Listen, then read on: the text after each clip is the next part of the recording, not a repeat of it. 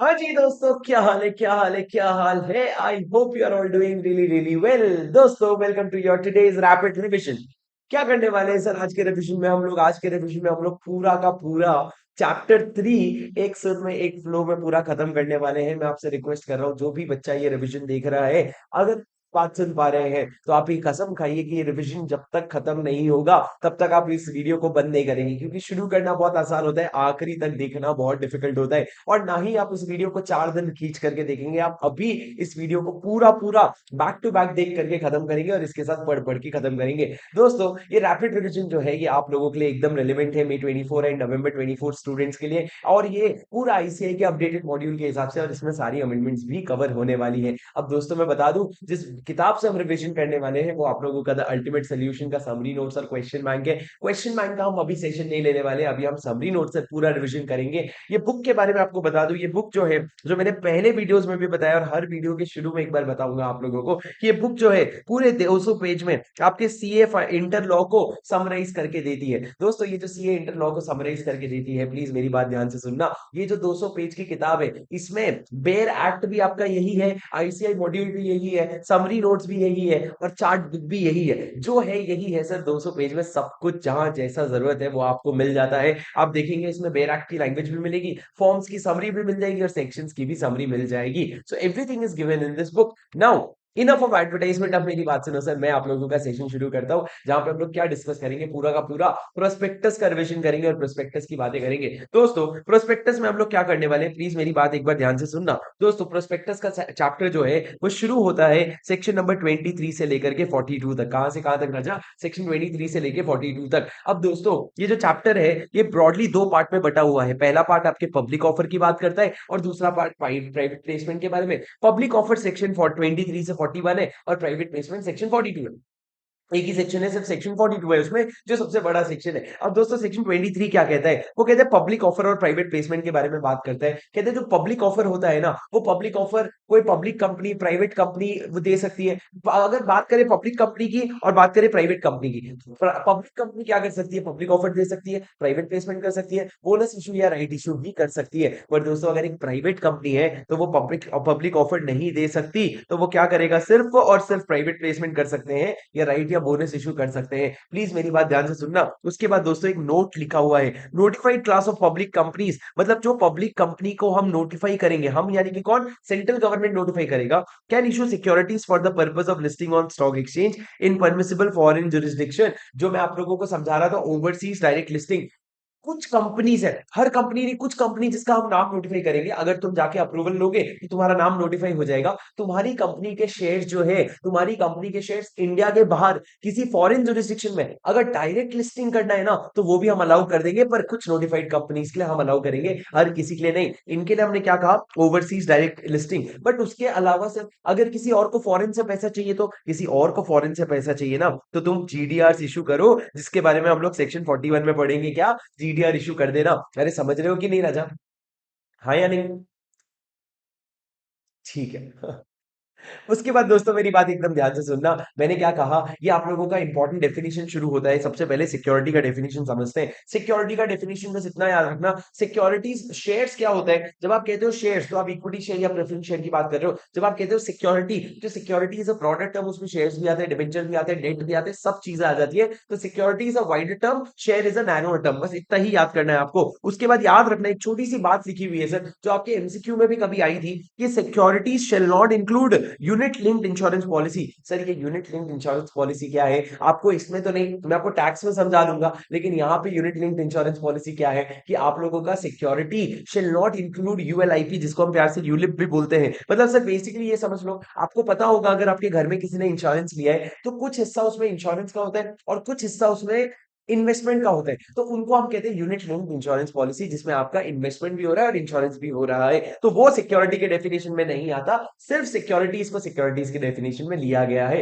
अब दोस्तों, उसके बाद इंपॉर्टेंट डेफिनेशन है प्रोस्पेक्टस। प्रोस्पेक्टस मतलब इन्होंने कहा, किसी भी डॉक्यूमेंट को तुम प्रोस्पेक्टस बुला रहे हो ना, तो हमारे लिए वो प्रोस्पेक्टस है। एनी डॉक्यूमेंट डिस्क्राइब्ड और issued as a prospectus is a prospectus, and it includes red herring prospectus, shelf prospectus और any other notice, circular advertisement और other document inviting gaining offer from public. अगर कोई भी document से आप public से पैसा मंगवा रहे हो ना, उसको भी हम प्रोस्पेक्टस मान लेंगे। सर ये क्या हो गया, ये आपके प्रोस्पेक्टस का डेफिनेशन हो गया। एकदम ध्यान से सुनो, प्रोस्पेक्टस मतलब कोई भी डॉक्यूमेंट का नाम तुम प्रोस्पेक्टस रखो, या रेडरिंग या शेल्फ प्रोस्पेक्टस, या कोई भी ऐसा नोट, सर्कुलर, एडवर्टाइजमेंट, या कोई भी डॉक्यूमेंट जिससे आप पब्लिक से पैसा मंगवा रहे हो, उसको हम प्रोस्पेक्टस दे देंगे। तो ये अब नाम दे देंगे तो ये चैप्टर अप्लाई हो जाएगा। सर सेक्शन 24 क्या कहता है, बिल्कुल भी इंपॉर्टेंट नहीं है, वो बस ये कहता है कि लिस्टेड कंपनी है, कि एक company which is in the process of listing है, तो उसको सेबी का रूल्स और रेगुलेशंस लगेगा, उसको सेबी अप्लाई होगा। कंपनीज एक्ट में सब साफ साफ बोल दिया कि अगर तू लिस्टेड हो गई ना बेटा, तो तू अब हमारे घर की नहीं किसी और की हो गई, अब तू सेबी के हवाले कर दी गई है, अब तू सेबी की ही कंप्लाइंसेस कर लेना।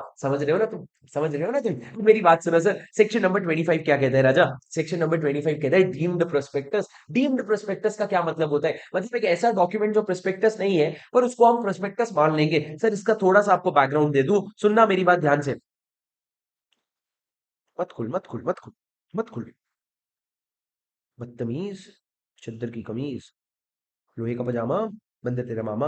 अरे क्या कर रहे हैं शुभम, इधर आओ। सुनो सर मेरी बात सुनो, क्या कहा मैंने, मैंने ये कहा कि अगर एक कंपनी है, कंपनी ने क्या किया, अपने शेयर्स अलॉट किए, किसको, किसी को भी अलॉट किए, लेकिन अलॉट करते वक्त उसका व्यू ये था, उसका इंटेंट ये था that these shares which are allotted to such person shall be offered for sale to public। ये पब्लिक के पास ऑफर फॉर सेल के लिए जाएगा। तो भैया जिस डॉक्यूमेंट के थ्रू ये ऑफर फॉर सेल हो रहा है ना, इस डॉक्यूमेंट को भी क्या मान लेंगे, प्रोस्पेक्टस। मतलब सर प्रोस्पेक्टस यूजुअली कौन इशू करता है, कंपनी, पर यहाँ पे बीच में कोई बिचौलिया है जिसको हम कहते हैं issue house. Sir legal language में नहीं पर प्रैक्टिकल लैंग्वेज में इनको हम कहते हैं इशू हाउस। अगर एक इशू हाउस को तुमने शेयर दिया इस इंटेंट से कि वो ओएफएस कर दे, तो उस केस में जिस डॉक्यूमेंट से उसने ओएफएस किया है ना, उस डॉक्यूमेंट को हम क्या मान लेंगे, प्रोस्पेक्टस मान लेंगे। लेकिन दोस्तों इसमें दो प्रिजम्पशन था, इंटेंट को लेके दो प्रिजम्पशन था, कि दो केस में तो हम ये प्रिज्यूम करेंगे ही करेंगे कि तुम्हारा इंटेंट ऑफर फॉर सेल करवाने का था। सबसे पहला, जिस दिन ये अलॉटमेंट हुआ उसके 6 महीने के अंदर ऑफर फॉर सेल हो गया। जिस दिन अलॉटमेंट हुआ उसके 6 महीने के अंदर ऑफर फॉर सेल हो गया, तो हम ये समझ लेंगे कि कंपनी का इंटेंट ऑफर फॉर सेल करवाने का ही था। या दूसरा, जब भी ऑफर फॉर सेल हुआ उस दिन होल कंसिडरेशन पेड नहीं है, मतलब पूरा का पूरा पैसा नहीं मिला है अगर कंपनी को, तो उस केस में आप दोनों में से कोई भी केस होगा ना सर, तो ये प्रूव हो जाएगा कि intent was to issue it to the public.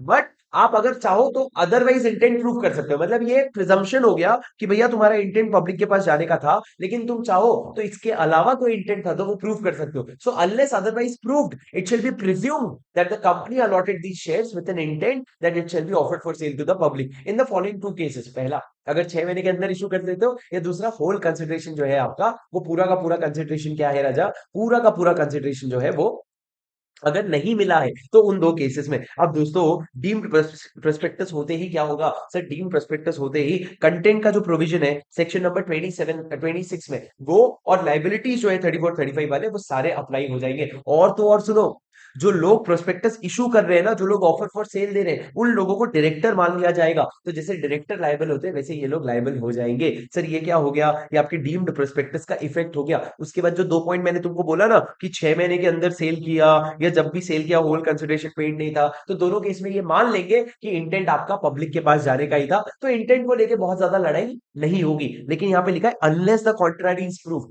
Unless the contrary is proof मतलब इसके अलावा कुछ प्रूफ करोगे तो अलग बात है। दोस्तों डीम्ड प्रोस्पेक्टस हो गया तो क्या, अब तो सुनो भाई, डीम्ड प्रोस्पेक्टस हो गया तो सेक्शन 26 में जो मैटर्स लिखने हैं वो तो आप लिखोगे ही लिखोगे, जो 26 में लिखने हैं वो तो लिखोगे ही लिखोगे। साथ में दो चीजें एक्स्ट्रा देना, पहला नेट अमाउंट ऑफ कंसिडरेशन, कि जो इशू हाउस है, जो बिचौलिया है, वो कंपनी को कितना पैसा देने वाला है, वो नेट अमाउंट ऑफ कंसिडरेशन लिखना। और दूसरा, सर कंपनी और वो इशू हाउस के बीच में कॉन्ट्रैक्ट बना होगा, तो तुम वो टाइम और प्लेस बताओ जहां पे इस कॉन्ट्रैक्ट को हम इंस्पेक्ट कर सकते हैं। तुम वो जगह बताओ जहां पे हम इस कॉन्ट्रैक्ट को इंस्पेक्ट कर सकते हैं। हमको तो इंस्पेक्ट करना है भैया, तो हमको जगह बताओ। उसके बाद दोस्तों, ये जो डॉक्यूमेंट आप इशू कर रहे हो प्रोस्पेक्टस, इसको कौन साइन करेगा, क्योंकि प्रोस्पेक्टस तो सारे डायरेक्टर साइन करते हैं, तो इसको हमने कहा दो डायरेक्टर साइन करेंगे। अगर कंपनी है, अगर फर्म है, पार्टनर है, तो at least half of the partner sign करेंगे, तभी जाके वैलिड बनेगा। ये आपको मेरी बात समझ में आई क्या सर, हाँ कि नहीं सर। ये उसके बाद एक केस लॉ है सर, केस लॉ में क्या लिखा हुआ है, केस लॉ में लिखा है कि अगर आप एक राइट इशू कर रहे हो एग्जिस्टिंग मेंबर को, जिसमें राइट टू रिनाउंस है, एंड अगर 50 से ज्यादा मेंबर है तो इसको भी डीम्ड प्रोस्पेक्टस मान लिया जाएगा। जिस डॉक्यूमेंट के थ्रू तुम राइट इशू कर रहे हो उस डॉक्यूमेंट को भी प्रोस्पेक्टस मान लिया जाएगा। ये SEBI versus Kunnamakkal paper mills limited के केस लॉ में डिसाइड हुआ था, कोई खास बात नहीं है सर मेरे हिसाब से। अब ये क्या हो गया, ये आपका सेक्शन नंबर 25 हो गया। अब दोस्तों सेक्शन नंबर 26, प्लीज मेरी बात ध्यान से सुनना। सेक्शन नंबर 26 क्या कहता है? सेक्शन नंबर 26 सबसे पहले तो ये कहता है, इधर देखो, सबसे पहले तो ये कहता है कि भैया आपके प्रोस्पेक्टस में क्या क्या मैटर्स आने चाहिए। तो इसका पहला पॉइंट ये कहता है आपका प्रोस्पेक्टस डेटेड होना चाहिए और आपका प्रोस्पेक्टस साइंड होना चाहिए। ये दो कीवर्ड है। अब सर समझो, जो डेट प्रोस्पेक्टस में तुमने लिखा है उसको डीम्ड डेट ऑफ पब्लिकेशन मान लेंगे कि भैया प्रोस्पेक्टस इसी दिन पब्लिकेशन हुआ था इसका। और सिग्नेचर कौन करेगा सर? ये बहुत यूनिक डॉक्यूमेंट है जिसमें हमने बोला ऑल डायरेक्टर्स या ऑल प्रपोज डायरेक्टर्स साइन करेंगे, मतलब सारे के सारे डायरेक्टर्स। जनरली एक डॉक्यूमेंट में सारे डायरेक्टर्स नहीं, मेजोरिटी साइन कर देते हैं, पर यहाँ पे हमने कहा सारे साइन करेंगे। और अगर वो नहीं कर रहे तो उनका कोई अटॉर्नी, जिसको पावर पावर ऑफ अटॉर्नी दे रखा है, वो साइन करेगा। पर हमको तो सिग्नेचर सबका चाहिए। सर ये तो हो गया डेटेड और साइन होना चाहिए। इसके अलावा सर प्रोस्पेक्टस में आप कुछ रिपोर्ट और इन्फॉर्मेशन दोगे? हाँ, प्रोस्पेक्टस में आप रिपोर्ट्स दोगे, प्रोस्पेक्टस में आप फाइनेंशियल इन्फॉर्मेशन दोगे। कौन सा दोगे सर? जो लॉ कहता है कि सेबी प्रिस्क्राइब करेगा इन कंसल्टेशन विद सीजी, कि सेबी सीजी से बात करके बताएगा कि क्या क्या रिपोर्ट देना है। पर जब तक सेबी हमारे लिए यानी कि कंपनीज एक्ट में अलग से प्रिस्क्राइब नहीं कर देता ना, तब तक जो सेबी रेगुलेशन में लिखा है, सेबी रेगुलेशन में जो लिखा है उसी उसी चीजों को क्या कर देना, आप अपने फाइनेंशियल रिपोर्ट्स और फाइनेंशियल इंफॉर्मेशन दिखा देना जो सेबी रेगुलेशन ने लिखा है। अब दोस्तों उसके बाद हमने बोला यार कंपनीज एक्ट ने पहले सेबी को बोला कि सेबी तू लिख दे हमारे लिए कुछ, सेबी ने नहीं लिखा। फिर कंपनीज एक्ट शर्मा को बोला चल ठीक है, जो उसने सेबी सेबी ने जो सेबी एक्ट के अंदर रेगुलेशन बना रखे ना उनको फॉलो कर ली। अरे फिर कंपनीज एक्ट की क्या इज्जत है? तो हमने बोला कंपनीज एक्ट हम भी कुछ बोलेंगे, तो हमने दो चीजें बोली। सबसे पहला हमने बोला डिक्लेरेशन, कि भैया तुम एक डिक्लेरेशन दे देना कि कुछ सब कुछ कंप्लायंस में है, everything is in compliance of this act. और एक स्टेटमेंट दे देना कि हमने इस एक्ट का कोई कॉन्ट्रावेंशन नहीं किया। अरे बात तो दोनों सेम ही है ना? हाँ तो सेम ही है, जबरदस्ती प्रोविजन बनाओगे तो ऐसे ही निकल के आएगा। डिक्लेरेशन दे देना कि हमने सारा कंप्लायंस कर लिया है, और एक स्टेटमेंट दे देना कि हमने कोई भी कॉन्ट्रावेंशन नहीं किया है इस एक्ट का, से भी एक्ट का, किसी भी एक्ट का। सर ये इंपॉर्टेंट है, एग्जाम में इस पे क्वेश्चन आता है, पूछते हैं कि बताओ क्या रिपोर्ट्स और फाइनेंशियल इन्फॉर्मेशन दोगे। आप वो रिपोर्ट और इन्फॉर्मेशन दोगे जो सेबी सीजी से बात करके बोलेगा। जब तक नहीं बोल देता सेबी रेगुलेशन वाले दे देना, और एक डिक्लेरेशन और एक स्टेटमेंट दे देना। ये आपको लिखना पड़ेगा राजा एग्जाम में। पर दोस्तों ये जो पूरा का पूरा पहला पॉइंट था ना, ये पूरा का पूरा प्रोविजन जो था ना, डेटेड होना चाहिए, साइंड होना चाहिए, और ये सारे सेबी के रिपोर्ट्स देने पड़ेंगे। This will not apply in two cases. अगर आप सर सेम मेंबर्स को शेयर्स दे रहे हो या सेम शेयर्स इशू कर रहे हो तो दोनों केस में अप्लाई नहीं होगा। सेम मेंबर्स को शेयर्स देना मतलब क्या? Where the shares are issued to the existing members, मतलब राइट इशू कर रहे हो where the shares are issued to the existing member, तो आपको ये प्रोविजन एप्लीकेबल नहीं होगा। या दूसरा, where the shares that are being issued are uniform with the existing shares, मतलब जो शेयर्स ऑलरेडी हैं उससे यूनिफॉर्म है, and are quoted in the stock exchange, quoted in stock exchange मतलब लिस्टेड है। तो अगर वो यूनिफॉर्म शेयर्स है और कोटेड भी है मतलब लिस्टेड शेयर्स भी है, तो हमने बोला भैया ये जो तुम्हारा सेबी रेगुलेशन वगैरह का नाटक है ना, ये सब अप्लाई नहीं होगा। अगर आप एग्जिस्टिंग मेंबर्स को दे रहे हो या एग्जिस्टिंग शेयर्स जो लिस्टेड है वही वाले शेयर्स जो है उसी कैटेगरी के शेयर्स इशू कर रहे हो, तो दोनों केस में ये प्रोविजन नहीं लगेगा। सर रिविजन में इससे ज्यादा समझा नहीं सकता मैं। अब सर ये क्या हो गया, ये आपके बेसिक पॉइंट्स हो गए। अब उसके बाद एक बात समझो, प्रोस्पेक्टस को ना आप आरओसी के पास डिलीवर करना, उसको रजिस्टर करने के लिए जैसे ही डिलीवर हो जाएगा ना, उस दिन से 90 दिन की वैलिड रहेगी प्रोस्पेक्टस की। 90 दिन के बाद इसकी वैलिडिटी जो है वो खत्म हो जाएगी। So the prospectus will be valid for 90 days from the date of delivery to the ROC. Sir delivery लिखा है, जब आरओसी को डिलीवर कर दिया उसके बाद आप इस प्रोस्पेक्टस को यूज नहीं कर पाओगे। उसके बाद आपको नया प्रोस्पेक्टस बना के नया वापस से आरओसी के पास देना पड़ेगा, पर इसको यूज नहीं कर पाओगे। इंपॉर्टेंट है ये 90 डेज। अब तीसरा मेरी बात समझना दोस्तों प्लीज ध्यान से। तीसरा पॉइंट क्या कहता है, आपके प्रोस्पेक्टस में कभी कभी ना एक एक्सपर्ट का स्टेटमेंट होता है, तो एक्सपर्ट का स्टेटमेंट अगर इंक्लूड करना है तो दो कंडीशन मैंडेटरी है। सबसे पहला, such expert is not engaged in the promotion formation और मैनेजमेंट ऑफ द कंपनी। क्या कहा मैंने? Such expert is not engaged in the promotion formation management PFM of the company, वो कंपनी को बनाने में या चलाने में उसका कोई हाथ नहीं है। और दूसरी तरफ अगर आप बात करोगे, एक्सपर्ट की बात करोगे, तो एक्सपर्ट ने अपना रिटर्न कंसेंट दे रखा है, रिटर्न कंसेंट विड्रॉ नहीं कर रखा है, और ऐसा एक स्टेटमेंट कि उसने रिटर्न कंसेंट दिया है और विड्रॉ नहीं किया है, ऐसा एक स्टेटमेंट आप अपने प्रोस्पेक्टस में डालोगे, तभी जाके आप अपने एक्सपर्ट का नाम अपने प्रोस्पेक्टस में लिख सकते हो। सर एक्सपर्ट कौन होता है? सर आपका इंजीनियर, सीए, सीएस या रजिस्टर्ड वैल्यूअर या कोई भी इंसान जो सर्टिफाई करने के लिए एलिजिबल है ना, उसको हम एक्सपर्ट कहते हैं। तो एक्सपर्ट का प्रमोशन फॉर्मेशन मैनेजमेंट में कोई लेना देना नहीं होना चाहिए, और आप उसका विड्रॉ भी कर सकते हो। वो क्या कर सकता है? वो विड्रॉ, उसने रिटर्न कंसेंट दिया है, विड्रॉ नहीं किया है, और ऐसा एक स्टेटमेंट आपने अपने प्रोस्पेक्टस में डाला, तब जाके आप प्रोस्पेक्टस में एक्सपर्ट का नाम लिख सकते हो। दोस्तों ये सारी चीजें यहाँ पे लिखी है, देखो सेक्शन 26 कहता है, पहला it should be dated and sign.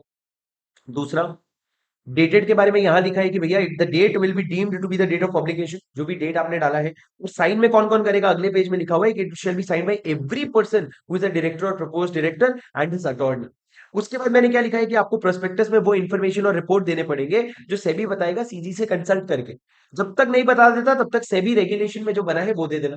और दो चीजें और इंक्लूड कर देना, एक डिक्लेरेशन की कंप्लायंस में, और स्टेटमेंट की कुछ भी कॉन्ट्रारी नहीं है, कुछ भी उल्टा उल्टा नहीं किया है। उसके बाद ये जो पूरा का पूरा प्रोविजन है ना, ये नहीं लगेगा पॉइंट नंबर 2 में, अगर आप यूनिफॉर्म, आप एग्जिस्टिंग शेयर होल्डर्स को दे रहे हो, मेंबर्स को दे रहे हो, या यूनिफॉर्म शेयर्स दे रहे हो, where the issue of shares और debentures is to existing member और डिबेंचर होल्डर। और दूसरा, where the issue of shares और debentures is uniform with the shares और debentures already issued and quoted on the stock exchange. और उसके बाद मैंने क्या कहा सर? उसके बाद मैंने कहा आप आरओसी के पास रजिस्ट्रेशन के लिए भेजो, और आरओसी के रजिस्ट्रेशन के बाद 90 दिन तक की वैलिडिटी होगी। उसके बाद मैंने ये कहा कि अगर एक एक्सपर्ट का स्टेटमेंट ले रहे हो आप, तो उसमें पहला तो वो he should not be engaged in the promotion, formation और management of the company, and return consent दिया है, विड्रॉ नहीं किया है, और ऐसा एक स्टेटमेंट आपने अपने प्रोस्पेक्टस में डाल दिया। प्रोस्पेक्टस के फेस पे दो चीजें और बता देना कि भैया हमने ये जो प्रोस्पेक्टस है इसको आरओसी को डिलीवर कर दिया था, और कौन से डॉक्यूमेंट्स अटैच किए थे वो भी बता देना। और अगर कुछ डिफॉल्ट हुआ तो उसमें पेनल्टी लग जाएगी सर, पेनल्टी आप पढ़ लेना। उसके बाद सर सेक्शन 27 बहुत इजी है। सेक्शन 27 क्या कहता है? इधर देख लो मेरी तरफ, आपको मैं समझाऊंगा नहीं बहुत ज्यादा, पर वेरिएशन हो रहा है दोस्तों। अगर आपने क्या कर रखा है, अगर आपने पब्लिक से पैसा ले रखा है और कुछ पैसा अनयूटिलाइज्ड है, क्या कहा मैंने? अनयूटिलाइज्ड है, और जिस चीज के लिए आपने पैसा ले रखा था वो ऑब्जेक्ट्स आप वेरी कर रहे हो, तो आपको चार चीजें करनी पड़ेगी। सबसे पहला, एसआर पास करो। क्या पास करो? एसआर। दूसरा, एसआर का जो भी डिटेल है उसको आपको दो जगह देना पड़ेगा, एक तो न्यूज़पेपर में और दूसरा वेबसाइट में। राजा बोलो किधर? एक बार अपने मुंह से बोलो, अपने जुबा केसरी बोलो, न्यूज़पेपर और वेबसाइट, ये दो जगह देना पड़ेगा। न्यूज़पेपर में दो न्यूज़पेपर है राजा, एक इंग्लिश न्यूज़पेपर है, एक वर्नाक्युलर है, एक इंग्लिश है एक वर्नाक्युलर है। और उसके बाद आपको तीसरा क्या करना पड़ेगा? The amount so raised can not be used for trading और dealing in security. Equity shares में ट्रेडिंग नहीं कर सकते, ये एक इंपॉर्टेंट प्रोहिबिशन है, ये एक इंपॉर्टेंट प्रोहिबिशन है। और उसके बाद राजा, जो डिसेंटिंग शेयर होल्डर होंगे ना, जितने भी तुम्हारे नाराज फूफा होंगे, उनको एग्जिट ऑप्शन देना कि निकल ले पहली फुर्सत में, ठीक है?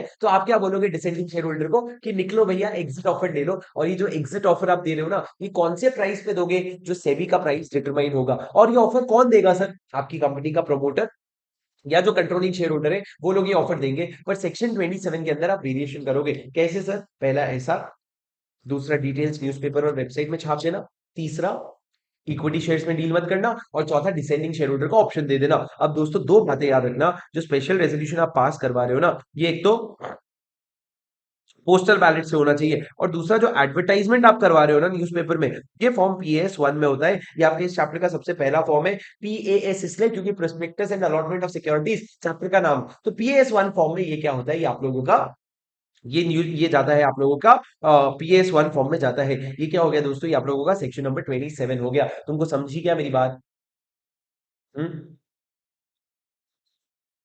Did you understand? ओके। अब दोस्तों मेरी बात आगे सुनना ध्यान से। मैंने क्या कहा? रूल नंबर 7 कहता है, ये रूल नंबर 7 ये कहता है कि एसआर जब आप पास करोगे ना, तो आप बहुत सारी डिटेल दोगे, उसमें ये सारी डिटेल दे देना कि कितना पैसा लिया था, क्या काम के लिए लिया था, कितना यूज हुआ है, कितना बचा है, किस काम के लिए यूज करने वाला हूँ, क्यों यूज करने वाला हूँ, रीजन क्या है, रिस्क क्या है, ये सारी चीजें आपको बतानी पड़ेगी। दोस्तों ये आप लोगों का रूल 7 हो गया। अब उसके बाद मेरी बात सुनो, सेक्शन नंबर 28 पे आ जाते हैं। सेक्शन नंबर 27 में इसके अलावा और कुछ भी दम नहीं है। पॉइंट नंबर 3 और 4 आप काट सकते हो। अब आगे सुनो दोस्तों, सेक्शन नंबर 28 क्या कहते हैं? रेडी हो तुम? छोटा सा सेक्शन है।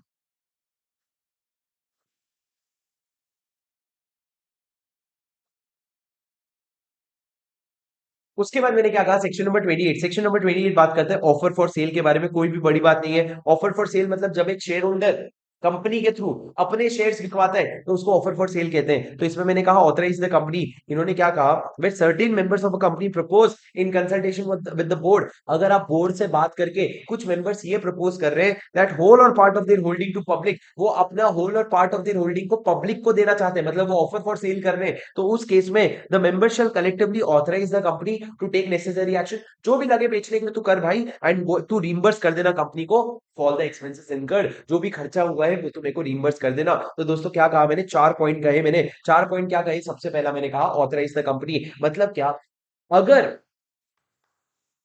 Attention please sir, offer for sale मतलब क्या होता है, ऑफर फॉर सेल मतलब राजा, अगर आप अपने शेयर्स किसी कंपनी को, आप अगर अपने आप एक शेयर होल्डर हो, आप अपने कंपनी को जाके बोल रहे हो कंपनी मेरे शेयर्स तू पब्लिक को बिकवा देगा क्या, और कंपनी को मैंने बोला तेरे को जो पावर लगेगा तू कर, तेरा जो खर्चा होगा मैं तेरे को रिइंबर्स कर दूंगा, तो उस केस में आपके शेयर्स जब कंपनी बेचने जाएगा ना तो उसको कहेंगे ऑफर फॉर सेल। अब जिस भी डॉक्यूमेंट से ऑफर फॉर सेल होगा उसको प्रोस्पेक्टस मान लिया जाएगा कि ये भी प्रोस्पेक्टस है, और आपका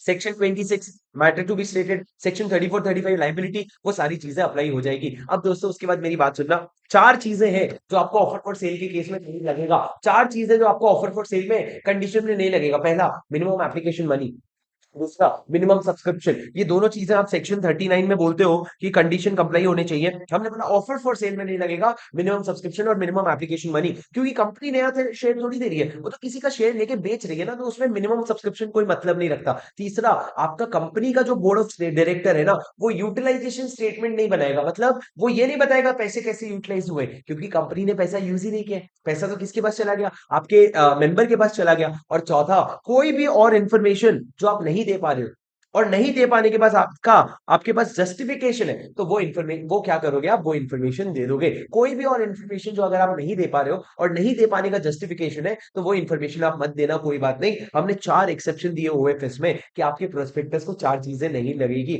सर समझ गए क्या आप, डिड यू अंडरस्टैंड?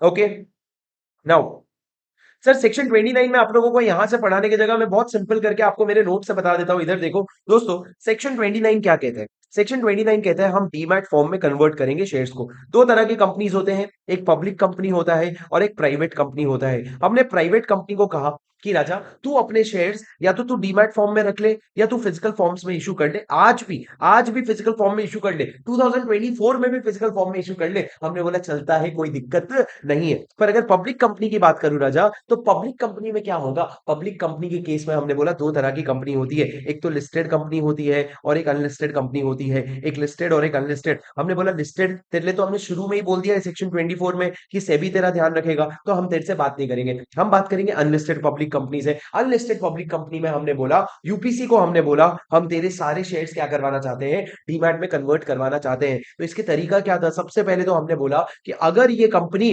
कोई भी ट्रांसफर, इशू, बाईबैक, कोई भी इशू, बाईबैक, बोनस शेयर्स या राइट शेयर्स इशू करना चाहती है ना, ये कंपनी यानी कि जो भी अनलिस्टेड कंपनी है तुम करो, लेकिन तुम्हारे जो प्रमोटर हैं, डायरेक्टर हैं, की मैनेजरल पर्सन है, वो सबको बोलो अपनी एंटायर शेयर होल्डिंग को डीमैट में कन्वर्ट करे, पूरी की पूरी शेयर होल्डिंग को डीमैट में कन्वर्ट करते। उसके बाद दूसरा बात हमने बोला, अब हमने छोटे छोटे शेयर होल्डर पर अटैक मारा, हमने बोला विथ इफेक्ट फ्रॉम 2 अक्टूबर। क्या हुआ था सर 2 अक्टूबर को, बताओ ना, अभी थोड़ी देर पहले तो क्लास में बताया, क्या हुआ था, सत्संग था भाई, स्वामी चिन्मयानंद जी का। उस दिन 2018 को अटैक हुआ, और अटैक में क्या हुआ, इन्होंने बोला कि जितने भी शेयर होल्डर है, तुम अगर अपने शेयर्स ट्रांसफर करना चाहते हो या न्यू शेयर्स को सब्सक्राइब करना चाहते हो तो तुम कर सकते हो, लेकिन अपनी एग्जिस्टिंग शेयर होल्डर को डीमैट में कन्वर्ट करो। तो हमने दो तरफ से अटैक किया, इससे क्या होगा, मोस्टली सारे शेयर होल्डर डीमैट में कन्वर्ट करवा ही लेंगे, पर करवाने के लिए फैसिलिटी भी तो देनी पड़ेगी ना डीमैट की। तो दोस्तों आपको सबसे पहले क्या करना पड़ेगा, सबसे पहले तो आपको डीआरएस को लाना पड़ेगा पिक्चर में। डीआरएस कौन हो गया सर, डी हो गया डिपॉजिटरी, आर हो गया रजिस्टर्ड टू इशू, एस हो गया शेयर ट्रांसफर एजेंट। ये तीनों को फीस दे देना और इनके पास डिपॉजिट जमा कर देना, जितना भी डिपॉजिट मांगे। दोस्तों डिपॉजिट कितना लेते हैं ये लोग पता है, ये लोग 2 साल का फीस जितना बराबर डिपॉजिट लेते हैं। तो आपकी फीस मान लो 1 साल की 1 करोड़ है, तो 2 साल की फीस होगी 2 करोड़, 2 करोड़ का डिपॉजिट लेंगे और फीस अलग।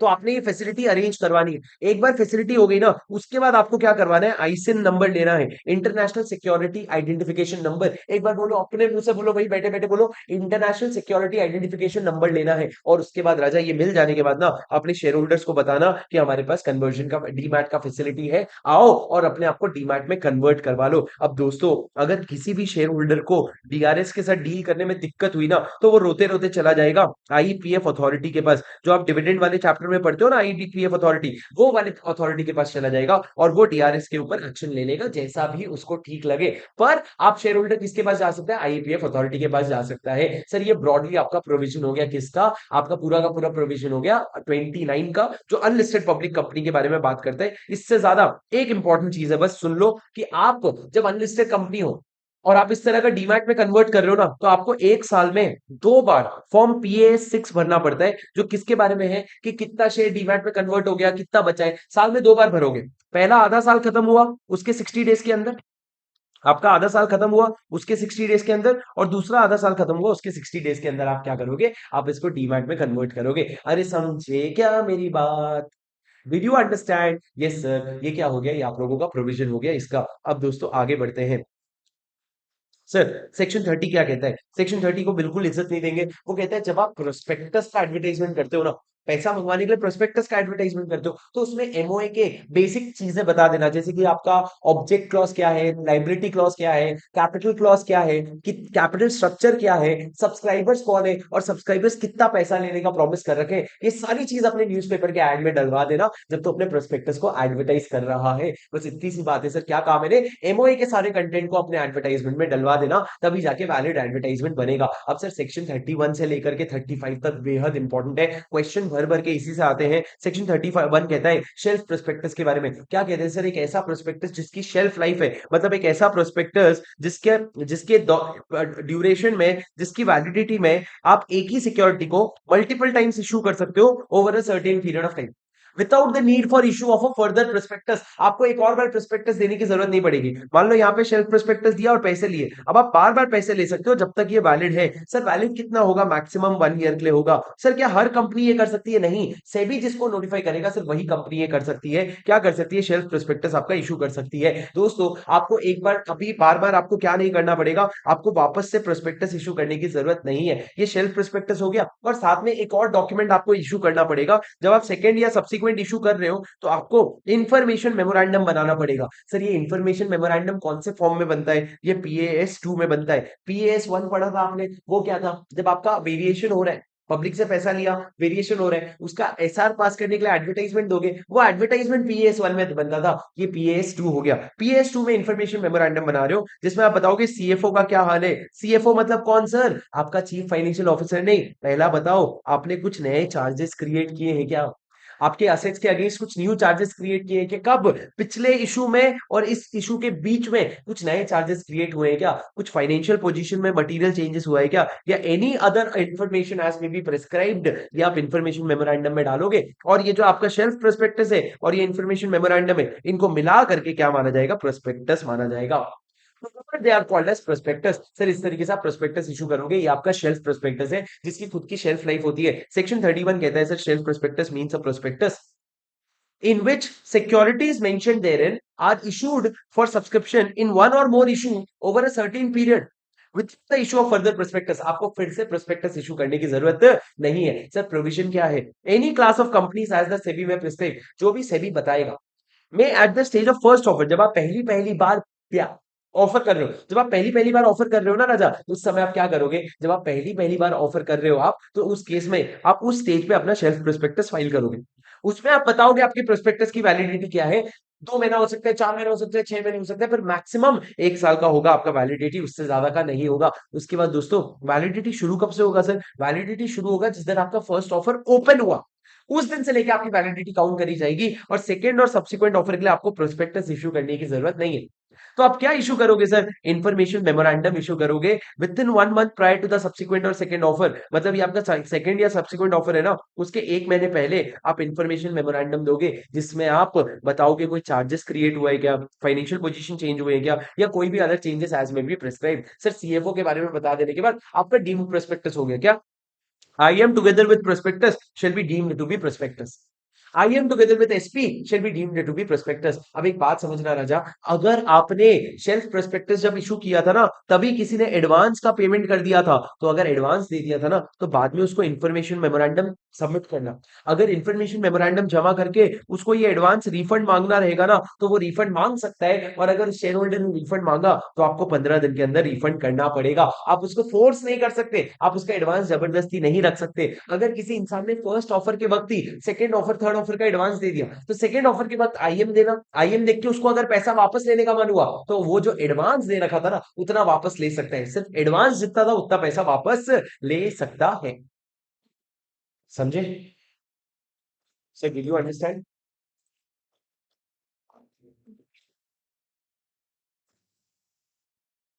समझे?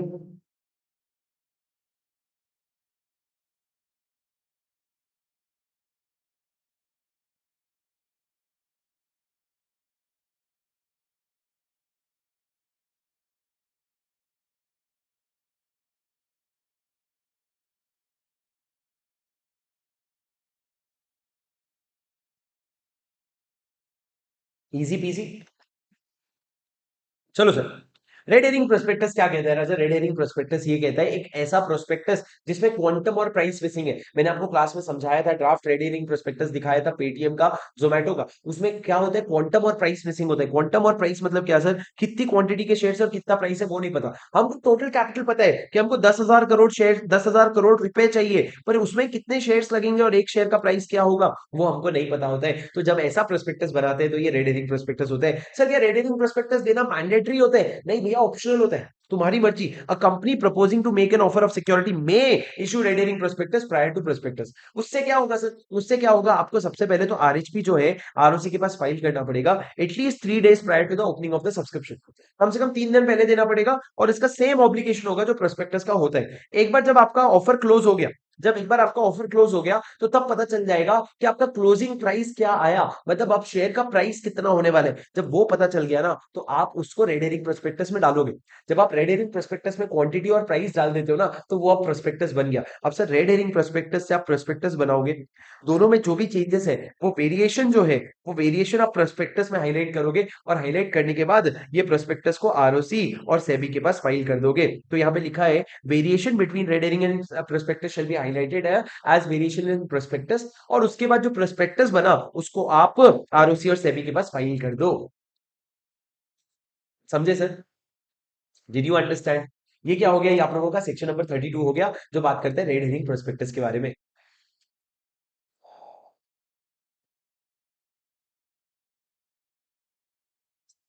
ओके, आगे बढ़ू? ठीक है सर। सर सेक्शन 33 बहुत इजी है, ये बात करता है एवरेज प्रोस्पेक्टस के बारे में। ध्यान से सुनना सर, जब भी आप कोई IPO लाते हो ना, मैंने आपको क्लास में वो वीडियो दिखाया था, किसका वाला वीडियो? प्रसाद वाला, आपका पीपी वाटर बॉल्वा, पीपी वाटर बॉल्वा IPO। जब भी आप IPO लाते हो ना, तो आप IPO का एप्लीकेशन फॉर्म बांटते हो। वो एप्लीकेशन फॉर्म के साथ ना एक प्रोस्पेक्टस आता है, जिसको हम कहते हैं average prospectus. Average prospectus defined है सेक्शन 2 क्लॉज 1 में, जो कहता है कि एवरेज प्रोस्पेक्टस मतलब एक ऐसा प्रोस्पेक्टस जो आपके ओरिजिनल प्रोस्पेक्टस का सैलिएंट फीचर्स इंक्लूड करता है। क्या इंक्लूड करता है? Salient features. सैलिएंट फीचर्स मतलब की फीचर्स, जो भी की फीचर्स इंक्लूड करे उसको हम एवरेज प्रोस्पेक्टस कहते हैं। तो ये कहता है एप्लीकेशन फॉर्म के साथ ना एवरेज प्रोस्पेक्टस दे देना, एप्लीकेशन फॉर्म के साथ एवरेज प्रोस्पेक्टस दे देना। पर राजा मेरी बात ध्यान से सुनो, आपको एप्लीकेशन फॉर्म के साथ एवरेज प्रोस्पेक्टस नहीं देना पड़ेगा 3 केस में। सबसे पहला, अगर वो एप्लीकेशन फॉर्म आप अंडर राइटिंग अग्रीमेंट के लिए दे रहे हो, किसके लिए दे रहे हो? आप अंडर राइटिंग अग्रीमेंट के लिए दे रहे हो, या अगर आप application form other than public issue के लिए दे रहे हो, मतलब पब्लिक इशू नहीं कर रहे हो, प्राइवेट प्लेसमेंट कर रहे हो, तो एवरेज प्रोस्पेक्टस की जरूरत नहीं पड़ेगी। और तीसरा, अगर आप अपने एग्जिस्टिंग मेंबर्स को शेयर्स ऑफर कर रहे हो, किसको? एग्जिस्टिंग मेंबर्स को शेयर ऑफर कर रहे हो, तो भी आपको इसकी जरूरत नहीं पड़ेगी। तो ये 3 केस में आपको एवरेज प्रोस्पेक्टस जो है नहीं देना पड़ेगा, बाकी सब जगह आपको एवरेज प्रोस्पेक्टस देना पड़ेगा। इस सेक्शन का अगर आपने डिफॉल्ट किया तो आप पे पेनल्टी लगेगी, 50,000 रुपए हर डिफॉल्ट का लगेगा। इस सेक्शन का डिफॉल्ट करने पे पेनल्टी लगेगा। अरे समझ आया क्या तुमको? Did you understand? सर ये क्या था? सेक्शन नंबर 33 था, जो एवरेज प्रोस्पेक्टस की बात करता है। अब सर आपका 34 और 35 सबसे ज्यादा इंपॉर्टेंट सेक्शन है। अगर आपका प्रोस्पेक्टस मिसलीडिंग है तो क्या होगा सर? आपको सेक्शन 34 और 35 लग सकता है। 34 बात करते हैं क्रिमिनल लाइबिलिटी, 35 बात करते हैं सिविल लाइबिलिटी। सर फर्क क्या है क्रिमिनल और सिविल लाइबिलिटी में राजा? क्रिमिनल लाइबिलिटी मतलब हम आपको जेल भेज देंगे, फाइन दे लगा देंगे, मारेंगे, धाड़ेंगे, जो भी करेंगे। पर सिविल लाइबिलिटी मतलब क्या? तूने जिसका पैसा चुराया है ना, उसको पैसे वापस भी भरवाएंगे। मतलब तूने शेयर होल्डर का पैसा खाया है तो तू शेयर होल्डर को कॉम्पेंसेट कर, वो भी तेरी पेनल्टी है। याद रखना, एक चीज बता रहा हूँ, पहले सेक्शन समझ लो फिर बताऊंगा, याद दिलाना मैं बाद में, ठीक है? सर सेक्शन 34 क्या कहते हैं? सेक्शन 34 कहते हैं क्रिमिनल लाइबिलिटी। मतलब अगर आपका प्रोस्पेक्टस मिसलीडिंग है, प्रोस्पेक्टस में एक ऐसा स्टेटमेंट है विच इज अनट्रू और misleading, every person who authorises such prospectus will be liable under 447। इधर देखो मेरी आंखों में, सुनो, where a prospectus is untrue और misleading, every person who authorizes such prospectus shall be liable under section 447। Sir when the prospectus is untrue और misleading, पर उसके बाद उसमें एक्सेप्शन है, दो एक्सेप्शन है, कि अगर एक इंडिविजुअल ने प्रूव कर दिया सबसे पहला कि वो जो एरर या ओमिशन है ना, या जो अनट्रू स्टेटमेंट है, इट वाज इमटेरियल। तुमने मुकेश अंबानी का नाम नीता अंबानी लिखने की जगह टीना अंबानी लिख दिया, अबे इससे शेयर होल्डर को क्या फर्क पड़ता है मुकेश अंबानी किसके साथ भी करे शादी? उससे शेयर होल्डर को क्या फर्क पड़ता है भाई? तो इसीलिए नीता अंबानी का नाम लिखने की जगह टीना अंबानी लिख दिए, इट इज इमटेरियल। और दूसरा, मेरी बात ध्यान से सुनना सर, पहली चीज हो गई इमटेरियल, दूसरी चीज हो गई where the person proves that there was reasonable ground to believe. RGTB बोले तो एक बार तुम बोलो अपने मुंह से, बोलो जुबा केसरी, आरजीटीबी बोले तो रीजनेबल ग्राउंड टू बिलीव। क्या रीजनेबल ग्राउंड टू बिलीव था? कि भैया जो ओमिशन या इंक्लूजन है ना, जो ओमिशन या इंक्लूजन है, दैट वाज नेसेसरी, उसको लगता था ये सही है और ये करना जरूरी था, it is true and it is necessary, तो भैया उसने अनजाने में किया है ना, तो हम माफ कर देंगे। लेकिन प्रूफ करने का ओनस किस पे है? वो बंदे पे है जिसने ऑथराइज किया था, मतलब जो बंदा लायबल हो रहा है ना, उस बंदे पे है। तो ये क्या हो गया सर? ये आपका सेक्शन 34 हो गया, जिसके दो एक्सेप्शन, ठीक है? सेक्शन 35 बहुत सिंपल है सर। सेक्शन 35 क्या कहते हैं? Civil civil liability. Sir criminal liability में आप 447 के लिए लायबल हो, मतलब आप जेल जाओगे और आप पे फाइन लगेगी, वो तो मैं लाइबिलिटी आपको बता दूंगा। पर आप समझो, थ्री सेक्शन 35 क्या कहता है? भैया जेल वेल तो जाएगा, तू जाएगा सो जाएगा, लेकिन अब मेरी बात समझना, तीन कंडीशन अगर सेटिस्फाई होते हैं, फिर से इधर देखो मेरी आंखों में देखा कर, जब मैं बात करता हूँ मैं वो लौंडा हूं जो तेरे साथ पढ़ता हूं। मेरी बात सुनो, पर मैंने क्या कहा? सेक्शन 35 सिविल लाइबिलिटी की बात करते हैं। सिविल लाइबिलिटी में आपने कहा तीन कंडीशन, पहला सब्सक्रिप्शन, दूसरा पहला सब्सक्रिप्शन, दूसरा मिसलीडिंग और तीसरा लॉस। क्या मतलब सर? पहला, एक पर्सन है जिसने आपके शेयर्स को सब्सक्राइब किया है। क्या किया है? सब्सक्राइब किया है। सब्सक्राइब किया है, अक्वायर नहीं। अक्वायर मतलब क्या होता है सर? आप सेकेंडरी मार्केट से खरीद रहे हो, जैसे किसी और से खरीद लिया, कहीं से खरीद लिया, शेयर मार्केट से खरीद लिया। पर अक्वायर सब्सक्राइब मतलब आप कंपनी से पहली बार आईपीओ में या एफपीओ में लेते हो। तो अगर आपने सब्सक्राइब किया है acting on a prospectus which had a misleading statement, आपने एक ऐसे प्रोस्पेक्टस पे भरोसा किया जिसमें मिसलीडिंग स्टेटमेंट है, एंड थर्ड, उस इस इन्वेस्टमेंट की वजह से you have suffered any losses और डैमेज, अगर आपका नुकसान हुआ है, तीनों कंडीशन मीट होते हैं, तो उस केस में क्या होगा? एनी पर्सन विल बी, कौन पर्सन? जो भी कंपनी है, कंपनी और उसके अलावा director, promoter, every person who authorise and expert, ये सारे लोग क्या हो जाएंगे? They will be liable under section 35 to compensate such person for the loss और डैमेज। जो भी लॉस या डैमेज हुआ है उसका आप कॉम्पनसेशन करके दोगे, अगर आप क्या करते हो? अगर आप सेक्शन 35 में सिविल लाइबिलिटी अट्रैक्ट करते हो। अब दोस्तों, तीन एक्सेप्शन है, कि तीन केस में हमने क्या कहा था? तीन केस में हम आपको सेक्शन 35 में लाइबल नहीं करवाएंगे। राजा ये तीन केस ना ध्यान से याद कर लेना। तीन केस कौन से हैं? सबसे पहला, अगर आपने अपना कंसेंट दिया था to act as a director और फिर आपने वो कंसेंट विड्रॉ कर लिया, तो इस केस में हमने क्या कहा? इस केस में हमने कहा आप गिल्टी नहीं रहोगे, क्योंकि आपने तो अपना consent to act as a director withdraw कर लिया, तो अब तो आप डायरेक्टर ही नहीं हो, तो डायरेक्टर ही नहीं हो तो कैसे लायबल होगे? आप लायबल नहीं रहोगे। दूसरा, सर प्रोस्पेक्टस जो है ना, आपके कंसेंट या नॉलेज के बिना इशू हुआ था, और जैसे ही आपको पता चला, आपने रीजनेबल पब्लिक नोटिस दे दिया, आपने रीजनेबल पब्लिक नोटिस दे दिया। जैसे कि मैंने आपको कहा था, शशि थरूर जो है वो यूएस जा रखे थे, यूएस जा रखे थे वहां पे गोरों को इंग्लिश सिखाने के लिए। तो वहां पे जब वो इंग्लिश सिखा रहे थे, उनको पता चला कि यहाँ पे अश्लील गुरुवर की कंपनी ने अपने प्रोस्पेक्टस में शशि थरूर का नाम ले लिया कि बहुत अच्छा बंदा है, वो हमारी कंपनी को सपोर्ट करता है, उसका सिग्नेचर डाल दिया। जब उनको पता चला ये झूठा सिग्नेचर है, उनके कंसेंट के बिना इशू हुआ है, तो उन्होंने रीजनेबल पब्लिक नोटिस दे करके पब्लिक को इन्फॉर्म कर दिया, तो वो बच जाएंगे। और तीसरा, सर आपका जो स्टेटमेंट है ना, वो एक एक्सपर्ट के स्टेटमेंट के पे बेस्ड है, और वो एक्सपर्ट के स्टेटमेंट का फेयर रिप्रेजेंटेशन है। फेयर रिप्रेजेंटेशन मतलब जो कहा था उसने, वो आपने भी वही कहा, और आपको लगा वो एक्सपर्ट जो है कॉम्पिटेंट है, और उसने अपना रिटर्न कंसेंट दे रखा है और रिटर्न कंसेंट विड्रॉ भी नहीं कर रखा है, ये सारे कंडीशंस मीट हो रहे थे, इसलिए उसके स्टेटमेंट पे भरोसा करके आपने भी गलत स्टेटमेंट बोल दिया, तो भैया मिसलीडिंग प्रोस्पेक्टस में आप लायबल नहीं होगे अगर आपने ये चीज प्रूव कर दी। प्रूव करने का ओनस ओनस यानी कि बर्डन किसके पे रहता है? बर्डन ऑफ प्रूफ ये इन लोगों पे रहना रहता है जो लोग बचना चाहते हैं। तो ये तीन केस में no person shall be liable if you prove that पहला कंसेंट दिया था और विड्रॉ कर लिया, दूसरा बिना ही उसके कंसेंट के इशू हो गया था लेकिन उसने रीजनेबल पब्लिक नोटिस दे दिया, और तीसरा एक्सपर्ट रिपोर्ट अगर है कि फिर एक्सपर्ट के रिपोर्ट पे बेस्ड था, फेयर रिप्रेजेंटेशन था, उसको लगा कॉम्पिटेंट है, कंसेंट मिला था और कंसेंट विड्रॉ नहीं हुआ था, तो इन तीनों केसेस में वो इंडिविजुअल बच जाएगा। अब दोस्तों लास्ट में सुनना, पर अगर ऑन द कॉन्ट्ररी ये प्रूव हो गया कि मिसलीडिंग प्रोस्पेक्टस आपने किसी को धोखा देने के इरादे से बनाया था, क्या करते सीधा सुन नहीं रहे हो तुम, सुनो तो सही, धोखा देने के इरादे से बनाया था, तो any the person shall be personally responsible without any limitation of liability, मतलब अनलिमिटेड पर्सनल लाइबिलिटी हो जाएंगी, मतलब इसमें तेरा घर चला जाएगा, इसमें तेरा घर चला जाएगा। अरे समझे क्या? Did you understand? Sir peak versus गुडनी का केस हुआ था, पीक वर्सेस गुडनी का केस लॉ में क्या डिसाइड हुआ था कि सेक्शन 35 का जो रेमेडी होता है ना, 35 का जो रेमेडी होता है, it is only available when you subscribe to the shares. अगर आप किसी से अक्वायर करोगे शेयर्स तो उस केस में सेक्शन 35 आपकी हेल्प नहीं करेगा। दोस्तों एक एग्जाम पॉइंट ऑफ व्यू से बात बताता हूँ, बहुत सारे बच्चों को कंफ्यूजन होता है 34 लगेगा कि 35 लगेगा एक क्वेश्चन में। एक बात समझना, कहीं अगर सेक्शन 35 लग रहा है मतलब आपका प्रोस्पेक्टस मिसलीडिंग तो है, तो आपको सेक्शन 34 भी बाई डिफॉल्ट लग जाएगा। जो जहां 35 लग रहा है वहां पे आपको 34 भी लग ही जाएगा।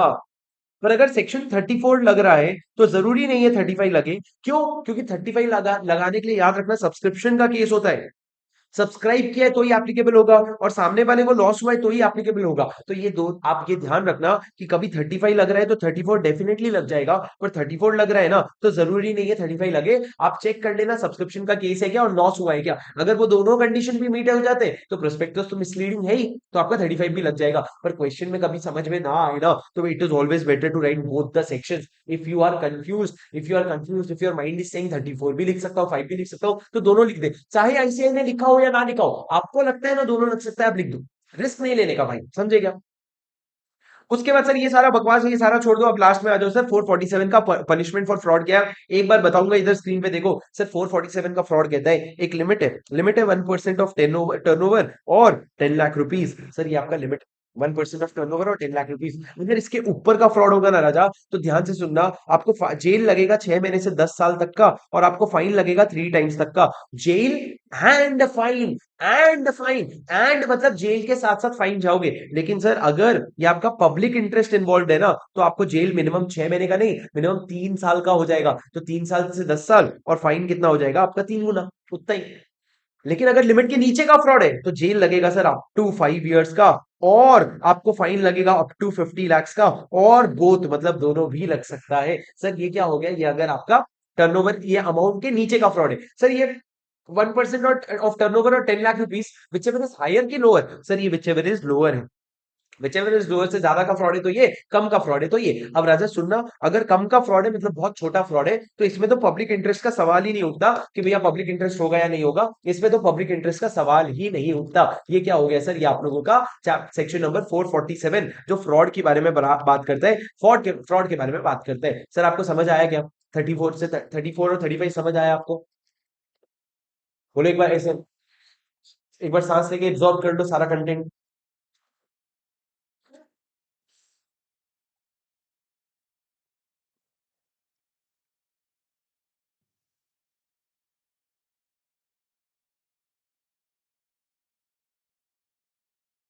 ठीक है,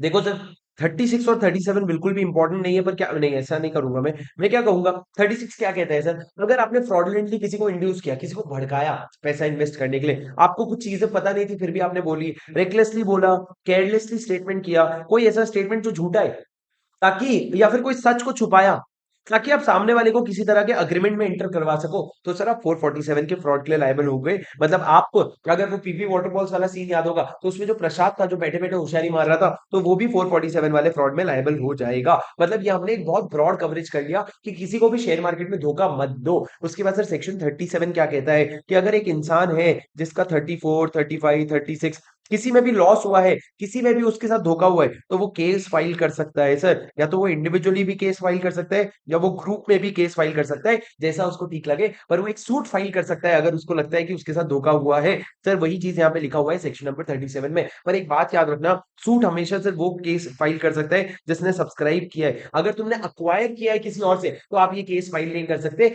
ये बोल के कि प्रोस्पेक्टस मिसलीडिंग है। भाई प्रोस्पेक्टस एक ऐसा स्टेटमेंट है जो आपको देखना ही नहीं चाहिए था। अगर आप सब्सक्राइब कर रहे हो तो आप देखोगे, पर आप अक्वायर कर रहे हो तो आपको देखना ही नहीं चाहिए था। जबरदस्ती की होशियारी मारोगे तो गलती तो हो गई, हम उसके लिए कंपनी को पनिश नहीं करेंगे। सर ये 36 और 37 हो गया, फालतू से सेक्शन था। आगे सुनो 39 और 40 बहुत इंपॉर्टेंट है। 39 कहता है अलॉटमेंट के बारे में और 40 कहता है आपकी किसके बारे में, सिक्योरिटीज के बारे में। इधर ध्यान से सुनना सर, सेक्शन 39 कहता है कि अगर आपको अलॉटमेंट करना है ना, तो दो कंडीशन मीट करना पड़ेगा। एक तो आपका मिनिमम एप्लीकेशन मनी आया होना चाहिए और दूसरा आपका सब्सक्रिप्शन मनी आया होना चाहिए। सर एप्लीकेशन मनी कैसे, कैश में आएगा? नहीं सर, एप्लीकेशन मनी जो है ना, आपको कौन से मोड में आएगा, चेक में या अदर इंस्ट्रूमेंट में?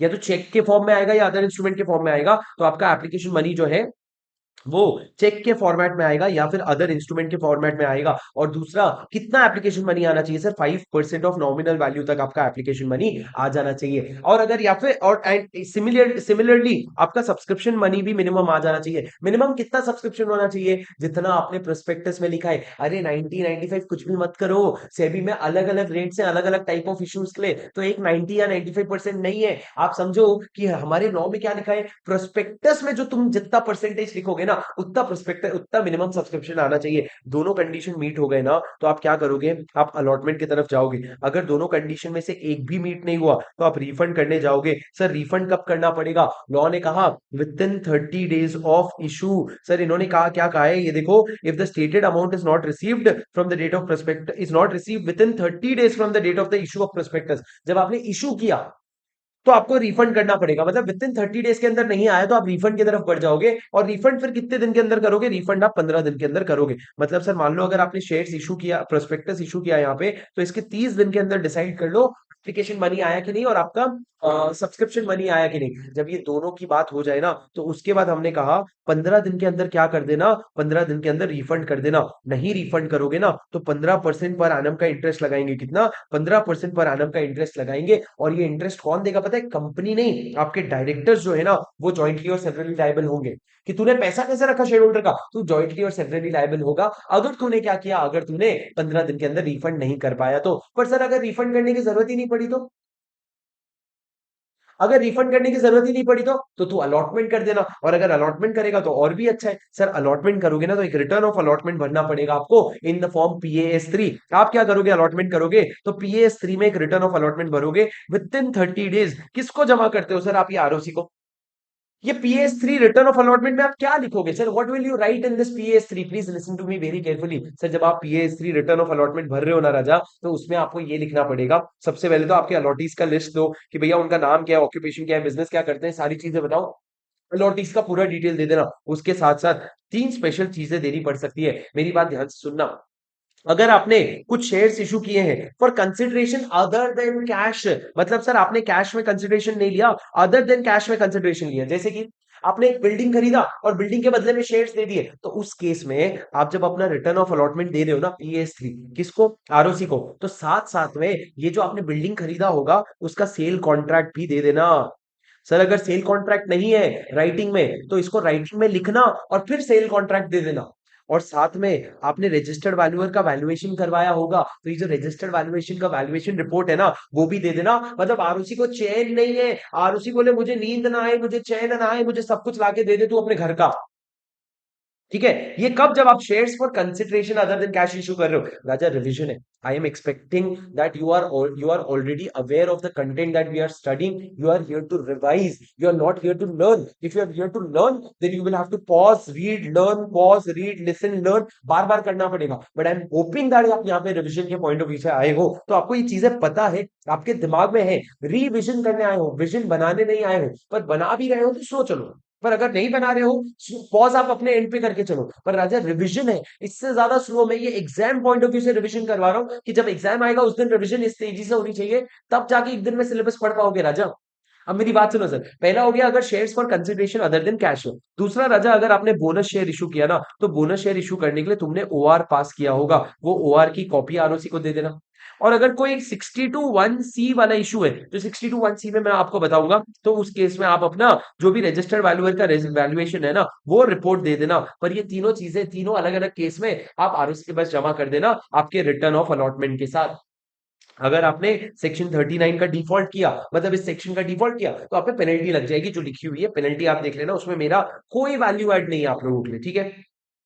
ये चीज मैंने मस्त एकदम डब्बे में बना के दी है सर। एक बार आईसीआई मॉड्यूल से पढ़ोगे ना, तो पता चलेगा कितना कॉम्प्लिकेटेड है, जो हमने अल्टीमेट सोल्यूशन में उसको क्या कर दिया है, सिंप्लीफाई कर दिया है। अब दोस्तों सेक्शन 40 कितनी इंपॉर्टेंट, देखो क्वेश्चन नंबर 13, 14, 15 क्वेश्चन बैंक का तीनों इससे है। और इसका मतलब ये नहीं कि सिर्फ 3 बार आया है, ये 3 क्वेश्चन अलग अलग है, उसमें कितने अटेम्प्ट होंगे वो तो मैं बता भी नहीं सकता। सुनो सर क्या है, ये कहता है कि जब भी आप अपना प्रोस्पेक्टस इश्यू करने जाओ ना, उसके पहले यू अप्लाई टू वन और more recognised stock exchange and get their permission. आपको एप्लीकेशन देना पड़ेगा वन और मोर रिकॉग्नाइज्ड स्टॉक एक्सचेंज के एंड ऑब्टेन परमिशन। अब दोस्तों एक बात याद रखना, मेरे को एक बात बताओ, अगर सर मैंने एनएससी को और बीएससी को दोनों को एप्लीकेशन दिया था, एनएससी ने हाँ बोल दिया, मतलब मेरे पास एक जगह है जहां पे मैं शेयर्स अभी ट्रेड कर सकता हूं, पर बीएससी ने मेरे को मना कर दिया, तो क्या मैं प्रोस्पेक्टस इशू कर सकता हूँ कि नहीं कर सकता हूँ? करना एक या एक को भी करते तो चलता, दो को कर दिया, तो एक ने हाँ बोल दिया, एक ने मना कर दिया। लॉ कहता है भैया इस केस में तू आगे नहीं बढ़ सकता। क्यों? क्योंकि अगर तूने दो को अप्लाई किया ना, तो दोनों का अप्रूवल लेना जरूरी है। अप्लाई टू मोर और वन और more stock exchange and obtain permission, मतलब उनका परमिशन लगेगा ही लगेगा, उसके बिना तू आगे नहीं बढ़ सकता। सर अगर आपने एप्लीकेशन दे दिया है और एप्लीकेशन अभी तक पेंडिंग है, तो आप ना नेम बता देना कि कौन कौन से सिक्योरिटीज के लिए एप्लीकेशन दे रखा है। Also state the name of recognised stock exchange जहां पे आपके शेयर्स डील होंगे, जैसे कि मैंने आपको पेटीएम का दिखाया था, वहां पे एनएससी और बीएससी लिखा हुआ था। उसके बाद दोस्तों, जो भी आपको एप्लीकेशन मनी का पैसा आता है ना, एप्लीकेशन मनी का पैसा आएगा ना, उसको अपने जेब में मत रखना, उसको एक सेपरेट बैंक अकाउंट में रखना, जो एक शेड्यूल्ड बैंक के पास खुलवा रखा है, और उसके सिर्फ दो ही यूज होंगे, मात्र दो यूज होंगे, याद करो। सबसे पहला, to be adjusted against allotment, आप उसको अलॉटमेंट के सामने एडजस्ट करोगे, या फिर आप उसको रीपेमेंट के लिए यूज करोगे। अगर आप पैसा रिफंड कर रहे हो, अगर आप पैसा रिफंड कर रहे हो, तो आप उसको रीपेमेंट के लिए यूज करोगे। सर सर ये दो ही यूज है किसके, आपके एप्लीकेशन मनी के, इसके अलावा कोई भी यूजेज नहीं है। उसके बाद दोस्तों पॉइंट नंबर 4 छोड़ दो, पॉइंट नंबर 5 आप पढ़ लेना, पेनल्टी है। पॉइंट नंबर 6 बताता हूं मैं आपको, अंडर राइटिंग कमीशन। दोस्तों अगर आप अंडर राइटिंग कमीशन देना चाहते हो, तो आपको 6 कंडीशन का ध्यान रखना पड़ेगा। सबसे पहला, it should B authorised bye AOA, आपके एओए में अथॉरिटी दी होनी चाहिए।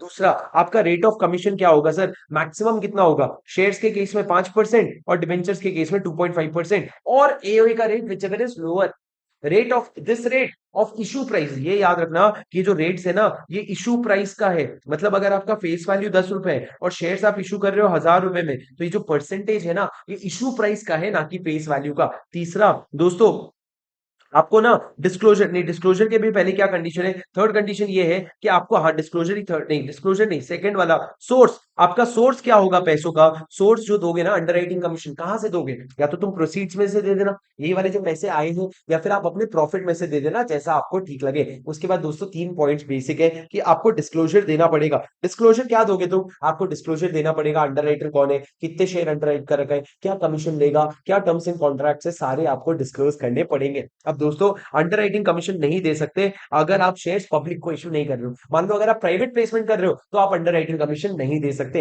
And last and the most important point, under writing agreement जो भी है ना, वो आप आरओसी के पास फाइल करोगे। कब फाइल करोगे? जब आप अपने प्रोस्पेक्टस को रजिस्ट्रेशन के लिए भेज रहे हो ना, तभी फाइल कर दोगे। सर ये एमसीक्यू में आया था, तब किसी को ध्यान नहीं आया था क्या, कि आप जब अंडर राइटिंग कमीशन फाइल करोगे, सर आप अंडर राइटिंग अग्रीमेंट कब फाइल करोगे? जब आप अपने प्रोस्पेक्टस को रजिस्ट्रेशन पे दे रहे हो ना, तभी आप अंडर राइटिंग अग्रीमेंट भी फाइल करोगे। सर ये पूरा का पूरा अंडर राइटिंग के 6 पॉइंट्स हो गए, और यही 6 पॉइंट्स यहाँ पे लिखे हुए हैं। उम्मीद है आपको मेरे साथ साथ याद हो रहा है। सर एक लास्ट क्वेश्चन का जवाब दो, क्या मैं अंडर राइटिंग कमीशन कैश में देने की जगह, मेरी एक प्रॉपर्टी है, क्या वो मैं अपने अंडर राइटर के नाम कर दूं?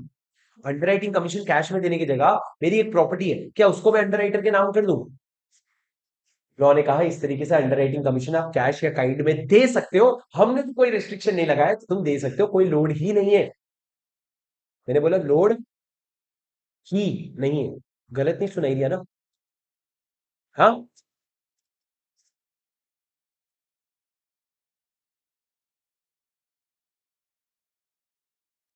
आगे बढ़ू सर, बस 2 सेक्शन बचे, आगे बढ़ू। हाँ जी। चलो सर, सेक्शन नंबर 41 क्या कहता है? 41 बात करता है बेटा आपके डिपॉजिटरी रिसीट्स के बारे में। ध्यान से सुनना डिपॉजिटरी रिसीट्स के बारे में, वरना नहीं समझेगा। जो मैं बता रहा हूं वो सुनना, जो मैं बता रहा हूं सिर्फ उतना सुनना। सर क्या कहता है, अगर एक कंपनी चाहे तो एक अपने इंडिया के बाहर डिपॉजिटरी रिसीट्स इशू करवा सकता है बाहर के लोगों को। पर कैसे करवाएगा सर, उसका प्रोसीजर क्या होता है? ध्यान से सुनना। अगर आप डिपॉजिटरी रिसीट इशू करवाना चाहते हो तो उसका प्रोसीजर ये होता है कि कंपनी को ढूंढना पड़ेगा एक डोमेस्टिक कस्टोडियन बैंक। एक डोमेस्टिक कस्टोडियन बैंक, टेक्निकल है सर ये, थोड़े से नाम सुन लो बस। डोमेस्टिक कस्टोडियन बैंक, वो डोमेस्टिक कस्टोडियन बैंक को आप अपने शेयर्स इशू करोगे। आप अपने शेयर्स इशू करने के बाद शेयर्स कस्टडी में दोगे उनके। जैसे ही आप शेयर्स कस्टडी में दोगे तो वो डोमेस्टिक कस्टोडियन बैंक अपने ओवरसीज डिपॉजिटरी बैंक को बोलेगा कि भैया मेरे पास कस्टडी में शेयर्स आ गए, अब तो एक काम कर, डिपॉजिटरी रिसीट्स वहां के लोगों को इशू कर दे। तो इस तरीके से कंपनी डिपॉजिटरी रिसीट्स इशू करती है। सर एक हो गया डोमेस्टिक कस्टोडियन बैंक, मतलब इंडिया में ही एक बैंक होगा। एक होगा ओवरसीज डिपॉजिटरी बैंक, जो इंडिया के बाहर वाला बैंक होगा। तुम समझ लो ये जेपी मॉर्गन है, या फिर तुम समझ लो ये एसबीआई है, और ये एसबीआई का बाहर का ब्रांच है, ये एसबीआई यूएस का ब्रांच है। अब दोस्तों, जो इंडिया वाला एसबीआई है उसके कस्टडी में मैंने अपना शेयर्स दिया, और ये क्योंकि इंडिया वाला है तो हमने बोला डोमेस्टिक क्योंकि इंडियन है, कस्टडियन क्योंकि कस्टडी में शेयर्स दिया, एंड बैंक क्योंकि बैंक है। और उसके बाद उसने क्या किया, उसने बैकएंड से अपने बाहर वाले बैंक को बोला कि चल अब आगे जाके डिपॉजिटरी इशू कर दे। सर बैंक बाहर वाला है तो ओवरसीज क्या इशू कर रहे हैं, डिपॉजिटरी रिसीट, तो इसलिए depository bank. Overseas depository bank, जो डिपॉजिटरी रिसीट्स, ये एक इंस्ट्रूमेंट है सर। जैसे शेयर्स एक इंस्ट्रूमेंट होता है ना, वैसे इंस्ट्रूमेंट है। अरे वो गिटार वाला इंस्ट्रूमेंट नहीं है, ये सर इंस्ट्रूमेंट है। कैसे बजता है मैं नहीं बताऊंगा इसको कैसे बजाना है। सुनो, डिपॉजिटरी रिसीट कौन सा इंस्ट्रूमेंट है? जैसे शेयर्स एक इंस्ट्रूमेंट है, वैसे वो एक इंस्ट्रूमेंट है और आप उसको इशू करते हो। अब सर ये हो गया कॉन्सेप्ट कि आपका जीडीआर क्या होता है, ग्लोबल डिपॉजिटरी रिसीट क्या होता है। पर हमको उससे मतलब नहीं है, लॉ क्या बोलेगा, लॉ तुमको प्रोसेस बताएगा। सबसे पहले बीयर पास करो। बीयर मतलब, हाँ सर यू नो, अरे बीआर पास करो मतलब बोर्ड रेजोल्यूशन पास करो, कैसी सोच है तुम्हारी। दूसरा, एसआर पास करो सर, शेयर होल्डर का स्पेशल रेजोल्यूशन पास करो। सर स्पेशल रेजोल्यूशन किस चीज के लिए, डिपॉजिटरी रिसीट के लिए कि ये शेयर्स को इशू करने के लिए? उन्होंने बोला वैसे तो देख भाई, एसआर डिपॉजिटरी रिसीट के लिए लगता है, पर एक बार तूने एसआर शेयर्स इशू करने के लिए दे दिया ना, तो उसी एसआर में आपका डिपॉजिटरी रिसीट भी इशू हो जाएगा। मतलब जब आप अपने शेयर्स कस्टडी में दोगे किसी बैंक के तो उसके लिए भी एसआर लगेगा ना। तो जब वो एसआर पास करोगे तो इसका मतलब ये है कि मैंने डिपॉजिटरी रिसीट के लिए एसआर पास कर लिया है।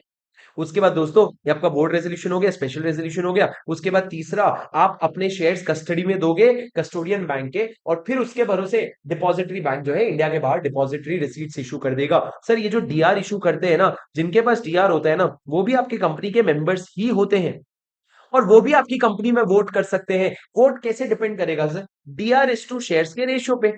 डीआर इज टू शेयर्स के रेशियो पे, मतलब अगर 10 शेयर लेकर के आप एक डीआर इशू कर रहे हो, मतलब एक डीआर 10 शेयर के बराबर है, तो एक शेयर पे एक वोट होता है, तो एक डीआर पे 10 वोट होगा। तो वो कन्वर्जन रेशियो के हिसाब से आपके मेंबर्स जो है वो वोट कर सकते हैं। ये पॉइंट हो गया सर डिपॉजिटरी रिसीट का। इसमें कुछ नया पॉइंट और होगा तो मैं बता दूंगा, पर इतना ही है मोस्टली। हाँ सर, एक पॉइंट और है, कंप्लायंस रिपोर्ट का। आप जब आप डिपॉजिटरी रिसीट इशू करते हो ना, तो बहुत सारे कंप्लायंसेस होते हैं। मेरी तरफ देखो सर, बहुत सारे कंप्लायंसेस होते हैं। तो जब बहुत सारे कंप्लायंसेस होते हैं ना, तो उसके लिए आपको एक मर्चेंट बैंकर या फिर सीएस को हायर करना पड़ता है। वो आपका पूरा कंप्लायंस रिपोर्ट बनाएगा और कंप्लायंस रिपोर्ट बना के बोर्ड मीटिंग में रख देगा। जब भी डिपॉजिटरी रिसीट हो गया इशू, उसके बाद आपका जो बोर्ड मीटिंग होगा उसमें वो कंप्लायंस रिपोर्ट रख देना। सर अब ये जो इशू आप कर रहे हो डिपॉजिटरी रिसीट, ये पब्लिक ऑफर के थ्रू भी हो सकता है, प्राइवेट प्लेसमेंट भी हो सकता है, और बाकी सारी बातें आप समझ जाओगे। बस इतनी सी बात है सर। ये पूरा का पूरा नया कॉन्सेप्ट है जो आपके पुराने में इसमें नहीं था। आपके न्यू सिलेबस में इन्होंने ऐड किया है सेक्शन 41। बोला ये भी पढ़ के जाओ। जितना फालतू कॉन्सेप्ट होता जा रहा है उतने जोश में ये लोग इंक्लूड करते जा रहे हैं। ठीक है, and are you ready for the last section of this revision? Sir अगर वीडियो पसंद आया तो वीडियो लाइक करना बनता है कि नहीं? अगर यहाँ तक पहुंचे, यहाँ तक मेरी बात सुने, तो फ्री का लाइक नहीं मांग रहा हूँ, मेहनत का लाइक करना बनता है कि नहीं? क्या फर्क पड़ जाएगा सर आपको लाइक करने से? देखो लाइक करोगे तो वीडियो को रीच मिलेगी, आपके जैसे जो भी स्टूडेंट्स है उन तक पहुंचेगा। तो वीडियो को लाइक जरूर कर देना। जाओ रुको और लाइक करके आओ। इस वीडियो का बहुत बेसिक टारगेट रखेंगे हम, सिर्फ 250 लाइक्स के। इतना तो कर ही दोगे, 250 लाइक्स तो कर ही दोगे? खतरनाक सेक्शन 42 चिल्लर बना के देता हूं, अभी देखो स्क्रीन पे मेरे।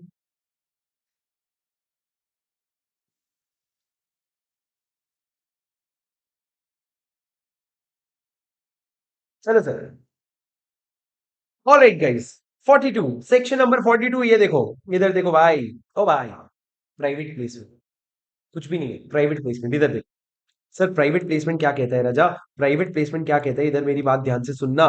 प्राइवेट प्लेसमेंट ये कहता है कि हम, अगर एक कंपनी है, राजा ध्यान से सुनना, अगर एक कंपनी है, कंपनी क्या कर रहा है, वो अगर कुछ लिमिटेड शेयर होल्डर्स को शेयर्स इशू करना चाहता है, तो कंपनी क्या करेगा? Private placement. प्राइवेट प्लेसमेंट के लिए क्या होगा? बोर्ड का मीटिंग होगा। बोर्ड ना कुछ लोगों को आइडेंटिफाई करेंगे, इनको कहते हैं सिलेक्ट ग्रुप ऑफ पर्सन, जिनको भी सिलेक्ट करेंगे इनको हम कहते हैं आइडेंटिफाइड पर्सन।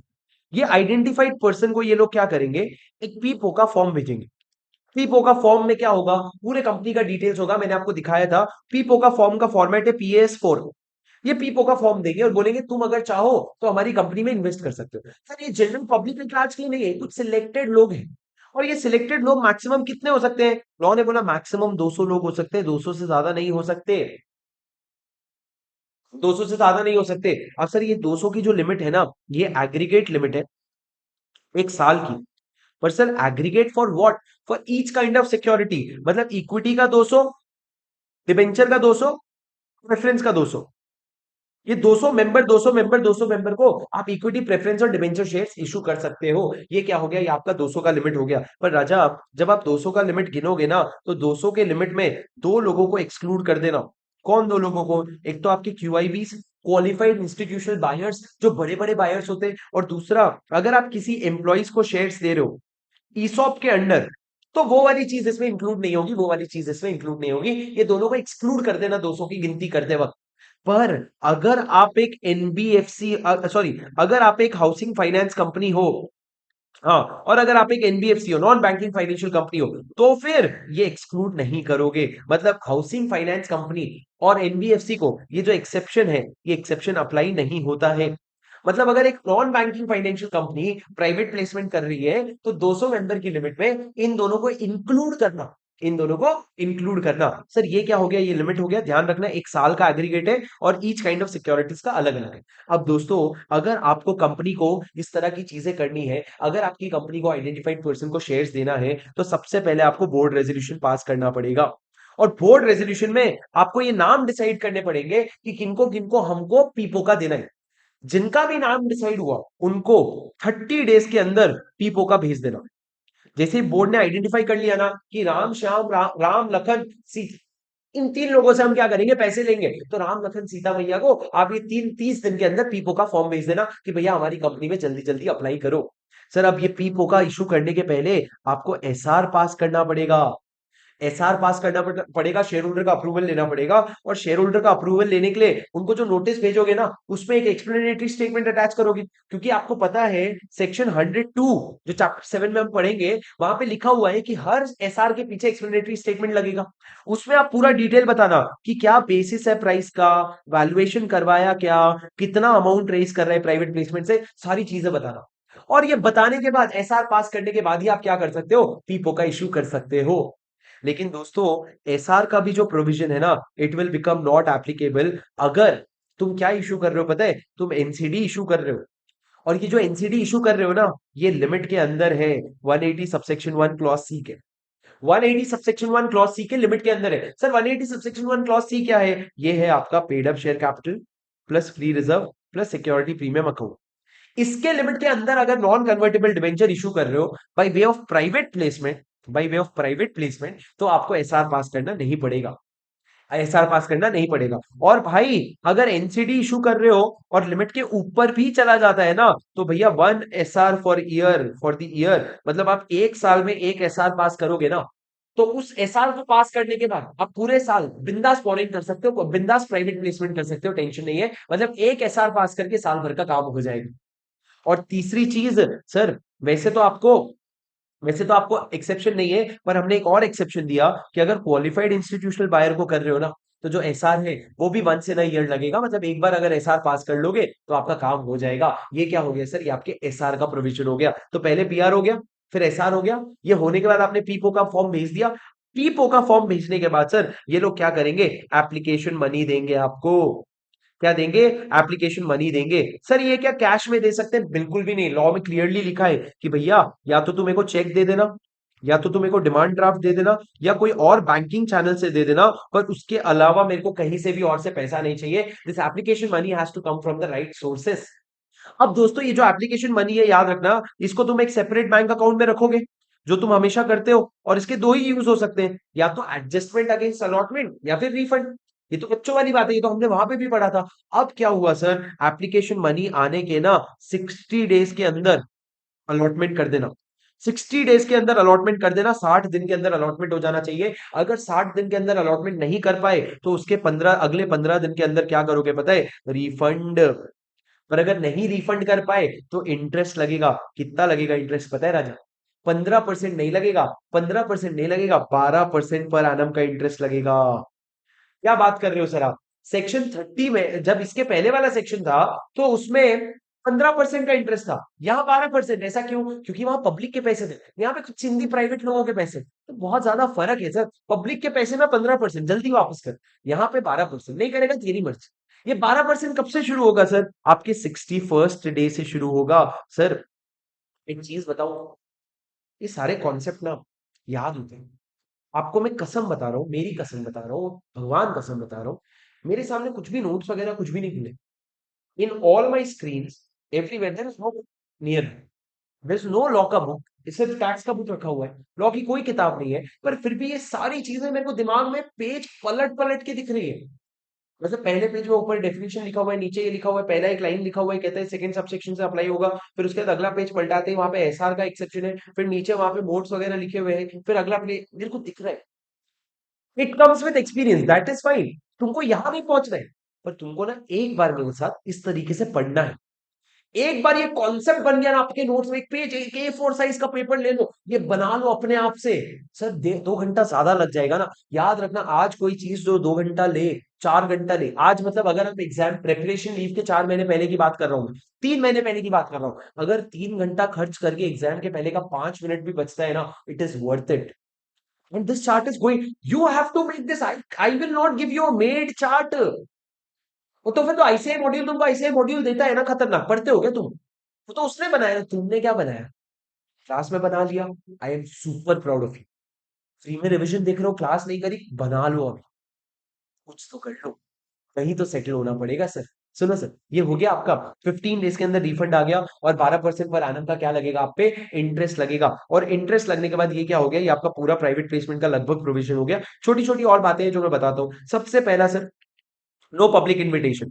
आप पब्लिक से पैसा नहीं मंगवा सकते, आप पब्लिक को किसी भी तरीके से इनवाइट नहीं कर सकते कि आओ और मेरी कंपनी में पैसा लगाओ। प्राइवेट प्लेसमेंट कर रहे हो, so you are prohibited from inviting public to subscribe. दूसरा दोस्तों, नो फ्रेश ऑफर। ये बात ध्यान रखना, इस पे क्वेश्चन भी आ रखा है। आपका प्रोहिबिशन है कि अगर आपका एक प्राइवेट प्लेसमेंट चल रहा है तो जब तक वो कंप्लीट नहीं हो जाता, या उसको आप विड्रॉ नहीं कर लेते, या अबैंडन नहीं कर लेते, अबैंडन मतलब कैंसिल नहीं कर देते, तब तक आप न्यू प्राइवेट प्लेसमेंट नहीं कर सकते। आप नया प्राइवेट प्लेसमेंट नहीं कर सकते जब तक आप पुराने वाले को कंप्लीट या विड्रॉ नहीं कर लेते। सर ये क्या हो गया, ये पूरा का पूरा प्रोविजन आपके प्राइवेट प्लेसमेंट के मेजर सारे पार्ट्स हो गए। छोटे छोटे पार्ट्स हैं, जैसे कि आपको एक पीएएस 5 में आपको क्या करना। अच्छा एक सेकेंड, मैं एक चीज बताना भूल गया कि आपका ये तो रिफंड हो गया 15 दिन के अंदर, लेकिन अगर आप अलॉटमेंट की तरफ जा रहे हो ना, तो अलॉटमेंट करने के बाद सर आपको वही रिटर्न ऑफ अलॉटमेंट भरना पड़ेगा आरओसी को। कितने दिन के अंदर राजा? सर वैसे तो रिटर्न ऑफ अलॉटमेंट 30 दिन के अंदर भरते हो, पर यहाँ पे सिर्फ 15 ही दिन मिलेंगे। क्यों सर? पिछले वाले में 30, यहाँ पे 15 क्यों? क्योंकि पिछले वाले में लिस्ट ऑफ अलॉटी सोच कितना लंबा होगा, पब्लिक ऑफर था। यहाँ पे तो छोटू सा लिस्ट ऑफ अलॉटी है, और वो भी तुमको पहले से पता है कि सिलेक्टेड पर्सन है, तो यहाँ पे 15 दिन के अंदर जमा कर सकते हो। 15 डेज के अंदर रिटर्न ऑफ अलॉटमेंट भर देना, वरना इसका कॉन्ट्रावेंशन किया तो सर इसका फाइन ना अप टू 25 lakhs का है। मतलब बहुत बड़ी बात है, हम लोग मजाक मजाक में बहुत लंबा खेल गए। उसके अलावा सर आपके प्राइवेट प्लेसमेंट का पनिशमेंट इंपॉर्टेंट है, एक बार पढ़ लेना पनिशमेंट क्या है। पनिशमेंट में लिखा हुआ है कि आपको जितना अमाउंट आपने लिया प्राइवेट प्लेसमेंट में, और 2 crores which ever is lower तक का आपको फाइन लग सकता है अगर आपने इस सेक्शन का कॉन्ट्रावेंशन किया। इस सेक्शन का सबसे लास्ट इंपॉर्टेंट पॉइंट बता दूं सर, आपका 200 का लिमिट है, 200 से ज्यादा लोगों को आप प्राइवेट प्लेसमेंट नहीं कर सकते। पर अगर आपने 200 से ज्यादा लोगों को प्राइवेट प्लेसमेंट किया तो उसको डीम्ड पब्लिक ऑफर मानेंगे। और पब्लिक ऑफर मानेंगे तो आपका इस चैप्टर का पार्ट 1 जो है अप्लाई हो जाएगा, चैप्टर का पार्ट 1 अप्लाई हो जाएगा और सारे प्रोविजंस उसके अप्लाई हो जाएंगे। ये क्या हो गया सर? ये आपका पब्लिक ऑफर का पॉइंट हो गया। दोस्तों ये पूरा का पूरा आपके इस चैप्टर का रिविजन था। मैं देख लेता हूँ कुछ पॉइंट छूटा तो नहीं। अरे क्या हो रहा है? ठीक है, ठीक है, ठीक है। सर ये एक अमेंडमेंट आ रखा है, देखो ये एक अमेंडमेंट आ रखा है, प्रोवाइजो, कि जब आप प्राइवेट प्लेसमेंट करते हो तो पर्सन को करते हो ना, वो पर्सन इंडिविजुअल भी हो सकता है या कंपनी भी हो सकता है। तो इन्होंने कहा अगर आप किसी पर्सन को कर रहे हो और वो पर्सन इंडिविजुअल भी हो सकता है या कंपनी भी हो सकता है।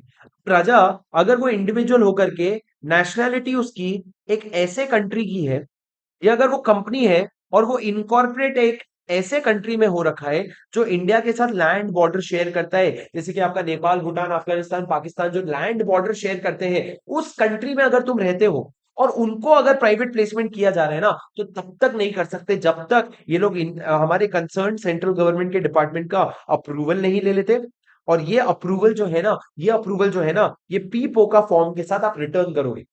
जब आपको एज अ पर्सन पीपो का फॉर्म मिलेगा, तो जब आप उसको भर के वापस करोगे ना, तब आपको ये अप्रूवल देना पड़ेगा, तभी आपको प्राइवेट प्लेसमेंट हो सकता है। नो ऑफर और invitation shall be made to a body corporate incorporated in this act or nationality of a country which shares a land border with India unless such person has obtained government approval under the FEMA rules and such approval is attached with the PIPO का। ये पढ़ लेना, पढ़ लेना, पढ़ लेना। हो गया, हो गया, हो गया, हो गया, हो गया, हो गया, हो गया, हो गया, हो गया, हो गया, हो गया, हो गया। अरे ऐसे ही वो निपटाया नहीं भाई, एक एक छोटी छोटी चीज बताओ, सारी चीजें खत्म हो गई सर। और इसके साथ we have done a complete comprehensive revision of this chapter. Sir ये रिवीजन जो है हमारे पिछले बार के रिवीजन से 10 मिनट ज्यादा लगा, naturally because of addition of a few sections और बीच में छोटी छोटी चीज जो ऐड हुई है। अदरवाइज रिवीजन बहुत परफेक्ट था और इससे ज्यादा इससे कम टाइम में नहीं हो सकता। I really hope you enjoyed this revision and I hope you're going to share this with a lot of your friends and help me reach out to a broader audience. Show some love in the comments. If this video was really helpful, मेहनत लगती है राजा, तो please जरा comment में जाकर के कुछ अच्छा बोल देना, because your appreciation is my motivation and that is what keeps me going. All right, thank you guys. I hope you enjoyed this revision. I will see you in the next chapter's revision. Until then, take care. This is your CA buddy Shubham Singhal signing off.